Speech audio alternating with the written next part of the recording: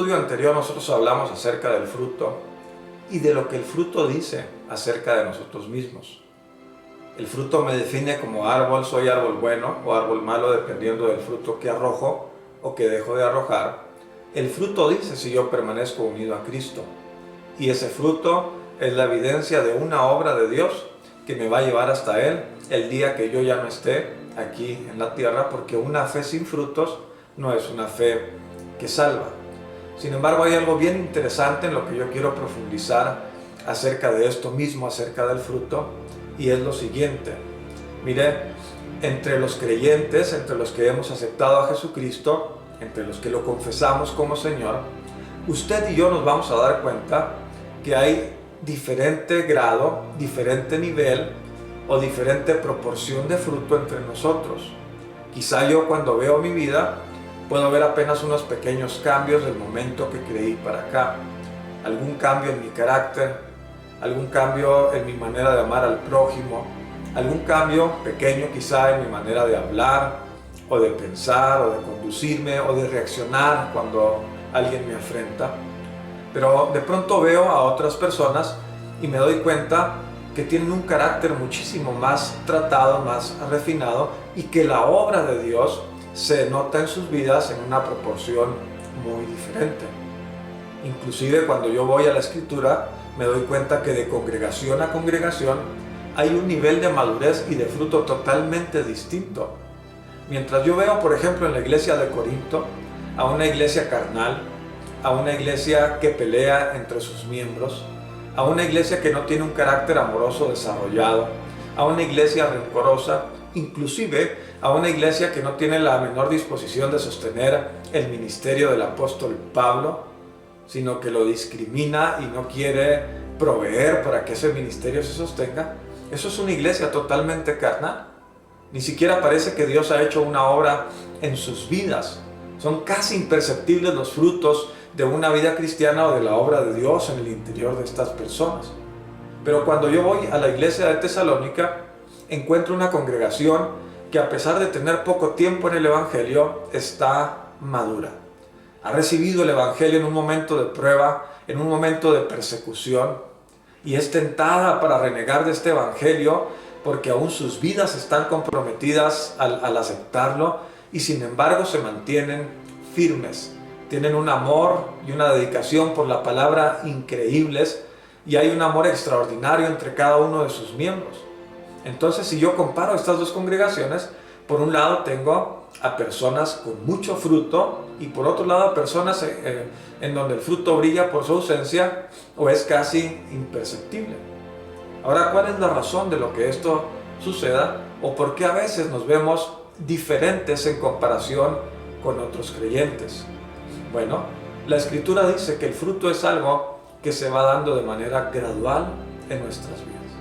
Cuando la Escritura dice que el que está en Cristo, nueva criatura es, y que cuando en Juan capítulo 3 dice que el que es nacido del Espíritu, ¿sí?, es como una nueva creación también de parte de Dios, la palabra nos está diciendo que al nacer niños en Cristo, que al aceptar a Jesucristo, que al comenzar a dar los primeros pasos en sus caminos, no todo el fruto va a estar presente.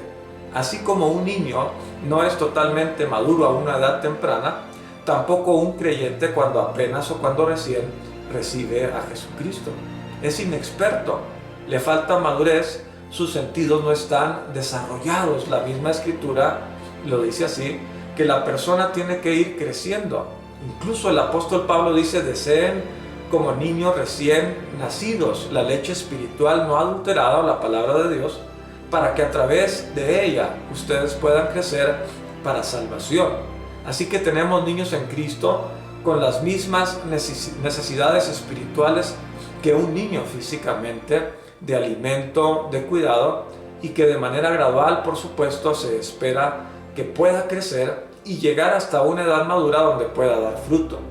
Inclusive nuestro Señor Jesucristo, dice la Escritura, crecía en estatura, en gracia y en sabiduría delante de Dios y delante de los hombres. Él, que es nuestro ejemplo y Él, que es nuestra meta, tuvo que ir creciendo de manera gradual, lo mismo que nosotros, y dándonos ejemplo a usted y a mí. ¿Por qué es necesario que yo sepa esto? Bueno, porque a veces tiendo a compararme con otros creyentes y puedo ver vidas muy maduras, con el carácter totalmente desarrollado, mientras que mi propia vida quizá no presenta los mismos cambios que otra. Puedo ver personas cuyo carácter es muy espiritual, muy tratado por Dios, muy refinado, y mi carácter con ciertos aspectos más ásperos, y eso podría llevarme a la frustración, pero la Escritura me dice que es parte de un proceso. En Isaías capítulo 5, yo le he mencionado este pasaje en un par de ocasiones. La palabra dice que las personas somos como una viña que Dios ha plantado de vides escogidas, y que por algún periodo de tiempo Dios está tratando con la persona de manera constante, quitando esas piedras, regando aquella viña, cercándola y haciendo todo lo que una viña necesita para que por fin pueda producir uvas o fruto o lo que Dios está esperando. Así sucede con nuestras vidas. Usted y yo venimos a Cristo y somos parte de una obra del Espíritu Santo, una obra que se llama la obra de santificación. Y la palabra dice que tengamos por nuestro fruto la santificación de nuestras almas, y el Espíritu comienza a obrar en mi interior, comienza a renovar, comienza a cambiar mi entendimiento, y a través de la palabra comienza a llevarme a vivir la vida que Dios quiere que viva. Y eso por supuesto lleva tiempo, pero también yo debo estar consciente que si el Señor está obrando en mi vida constantemente, y que si el Señor espera fruto de mí, y que si el crecimiento en la vida debe ser un crecimiento gradual, siempre se deben estar produciendo cambios en nuestra vida. Ahora también quisiera compartirle que el fruto no solo se da de manera gradual, sino que usted y yo tenemos responsabilidad en cuanto a dar fruto. En Juan capítulo 15, el Señor dice que Él es la vid, y que así como la vid y los pámpanos están unidos, así nosotros estamos con Él.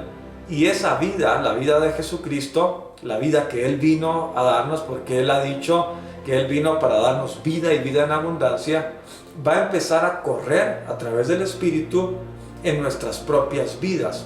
Es la obra de Jesucristo, y si nosotros permanecemos unidos, tiene que estar dando esos cambios que la palabra me menciona. Sin embargo, mi responsabilidad es permanecer unido a Cristo. Lea el pasaje de Juan capítulo 15 y se va a dar cuenta que en muchas ocasiones la palabra dice que tenemos que permanecer.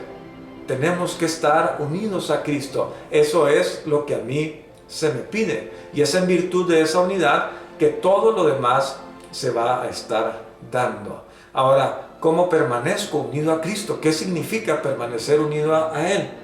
Vea lo que dice la palabra en Juan capítulo 15, versículo 10.